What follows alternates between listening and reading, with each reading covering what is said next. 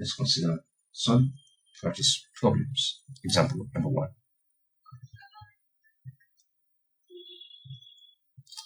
Given that the equation of a hyperbola is x squared over 25 minus y squared over 144 equals to 1.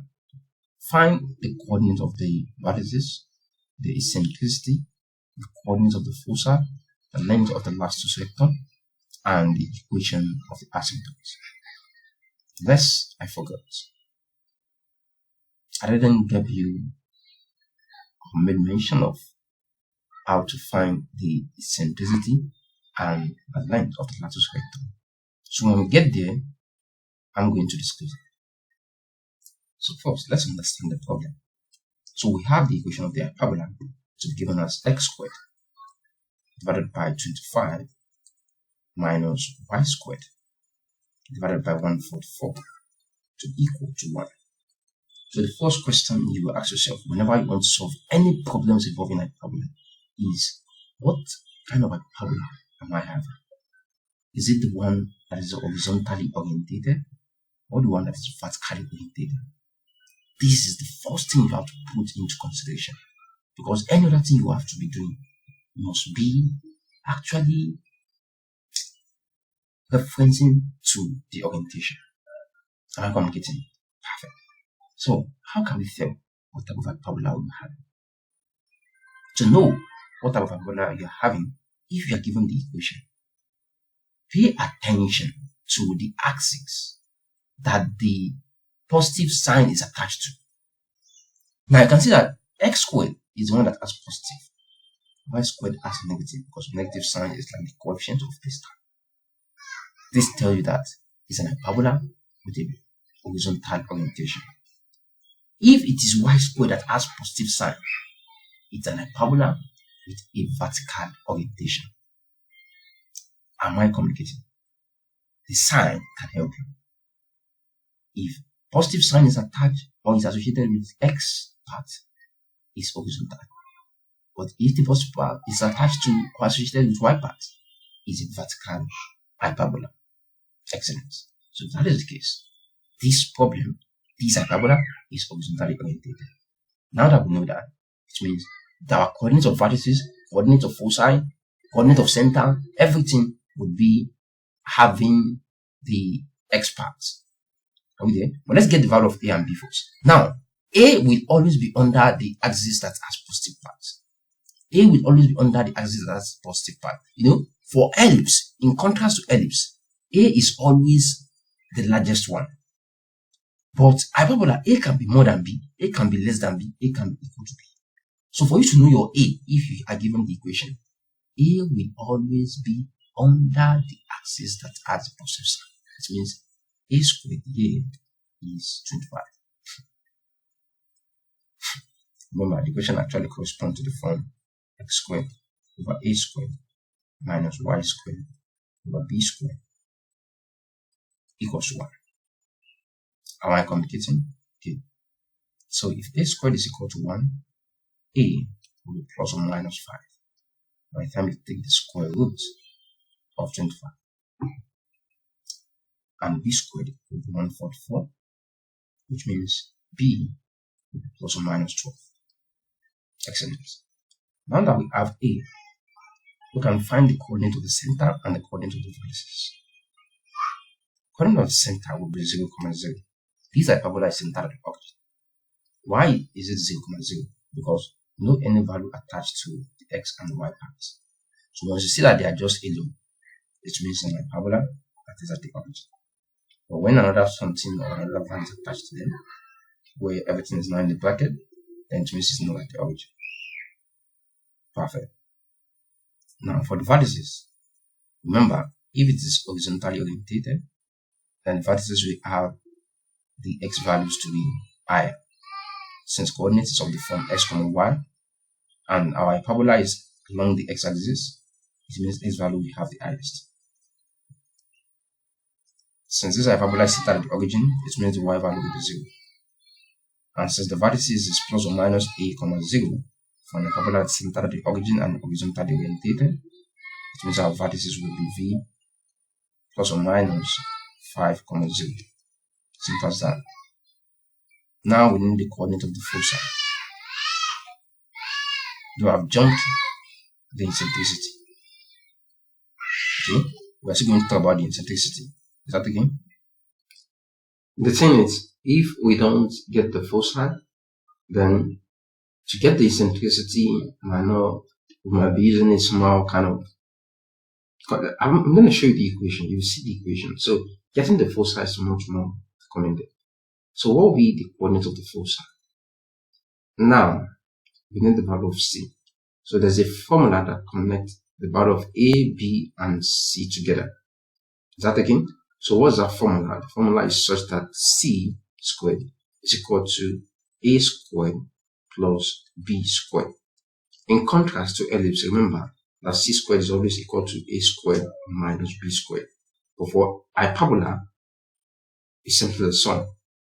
So this clearly means that C squared will be equal to A squared is 25, B squared is 144 from this point, okay?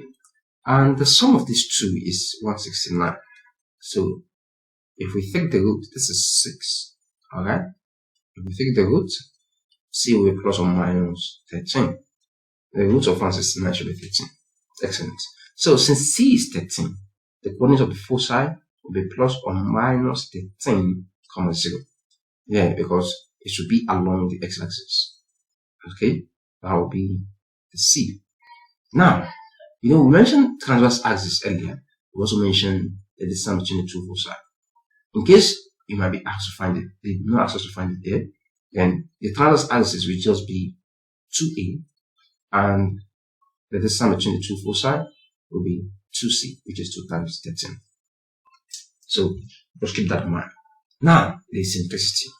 The eccentricity, you can determine its magnitude using two formulas.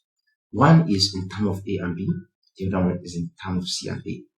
But I would suggest using this the C and A. E is just equal to C divided by A. You get your E.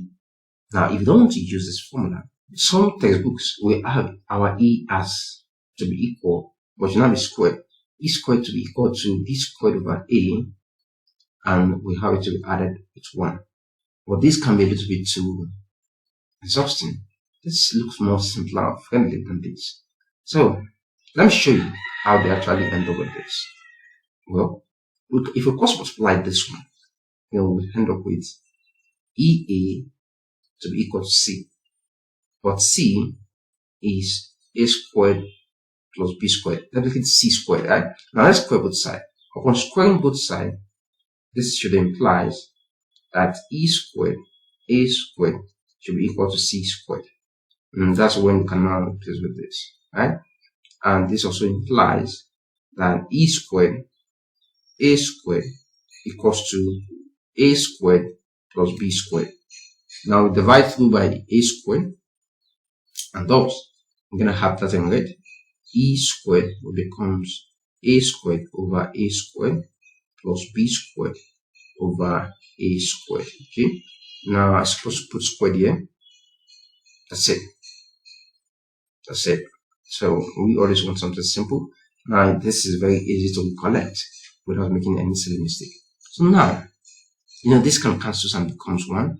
I can now have E squared to be equal to 1 plus B squared over A squared, which actually corresponds to what we have here. So the choice is yours. If you are kind of person that prefer something very, very, how should I put it, then you can go with that. Well, this is better for us. So now, our C is 13 and A is 5. Eccentricity will be 13, 5. Simple as that.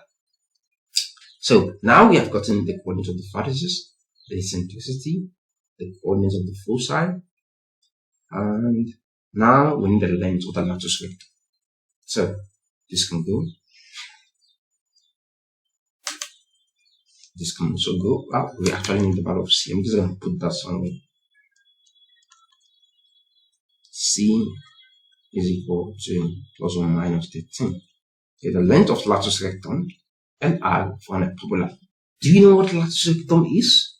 Latus rectum is like a diagonal, but what it does is that it is drawn from one edge of the hyperbola to the other edge of the hyperbola. Not just hyperbola, the arc of the hyperbola. Here's what I'm saying in essence.